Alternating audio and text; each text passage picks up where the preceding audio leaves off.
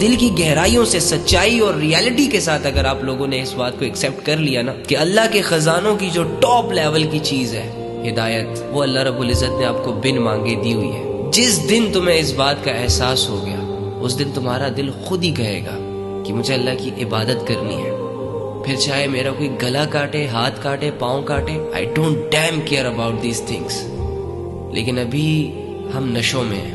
شیطان نے جو سنہرے خواب ہمیں دکھائے ہیں ان کو پورا کرنے میں لگے ہوئے ہیں. جس دن یہ آنکھ کھلی نا، آنکھوں کے سامنے جب ریالٹیز آئیں گی تو آپ لوگ خود کانوں کو ہاتھ لگائیں گے کہ یار یہ کیسی زندگی ہم نے گزاری. اللہ بلاتا رہا، ہم دور جاتے رہے. اوہو، اللہ اللہ ہو کر ہمیں سمجھاتا رہا اور ہم انسان ہو کر جس کی کوئی ویلیو ہی نہیں ہے لوگوں کی سو کولڈ باتیں سنی، لوگوں کی غیبتیں بھی سنی، لیکن اللہ رب العزت کی ان باتوں میں ہم نے انٹرسٹ نہیں لیا جو ہمارے بھلے کے لیے تھی.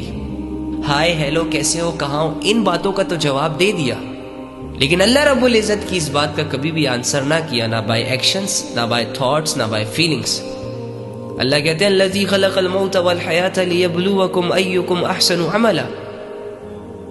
میں نے یہ زندگی اور موت کا جو پروسیس ہے یہ اس لیے بنایا تاکہ میں دیکھ سکوں کہ تم لوگوں میں سے کون اچھے اعمال کرتا ہے. کلمہ پڑھنے کے بعد دکھانا تو اللہ کو یہ تھا کہ اے اللہ میں نمازیں پڑھ رہا ہوں، اے اللہ میں رک رہا ہوں ان کاموں سے جن سے تو نے روکا ہوا ہے. اے اللہ گناہ بہت آسان ہے آج کے دور میں لیکن میں پھر بھی نہیں کر رہا. نیکیاں بہت مشکل ہو چکی ہیں لیکن پھر بھی میں کر رہا ہوں. اگر ہم میں سے کسی نے بھی ایسی سنسیریٹیز دکھانا شروع کر دی نا بن دیکھے اپنے رب کے لیے، واللہ وہ بہت قدردان ہے. آپ کی چھوٹی سی نیکی کو اس لیول پہ جا کے اپریشیٹ کرے گا نا کہ آپ لوگ حیران ہو جاؤ گے. لیکن بات یقین کی ہے. اللہ کے معاملے میں یقین بہت ضروری ہے. جس طرح زندہ رہنے کے لیے سانس کا لینا ضروری ہے نا، اس طرح اللہ رب العزت کی باتیں سننے، یاد کرنے، بولنے، پڑھنے، لکھنے یا اس پر عمل کرنے کے لیے ضروری یہ ہے کہ تمہارے دل میں اس بات کا یقین ہو کہ ہاں واقعی ایک اللہ ہے.